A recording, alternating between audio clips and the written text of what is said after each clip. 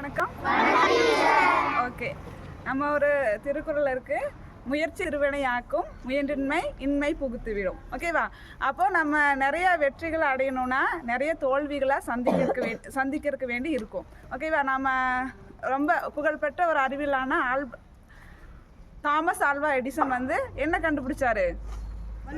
Bulb கண்டுபிடிச்சார். அந்த bulb செய்யறதுக்கு முன்னாடி அந்த ஒரு ஸ்டெப்ஸுமே அவருக்கு நிறைய தோல்விகளை கொடுத்தது. ஆனால் அவர் 1000வது முறை தான் அந்த பல்பு செய்யும்போது அதில் அவர் வெற்றி பெற்றார். அதே மாதிரி அமெரிக்காவின் ஜனாதிபதியாக இருந்த ஆபிரகாம் லிங்கன் அவர் அவரோட 16வது எலெக்ஷனில் தான் அவர் வெற்றி பெற்றார். அதுக்கு முன்னாடி நிறைய தடவை தேர்தலில் நின்று அவர் தோல்வியை கண்டிருக்காரு.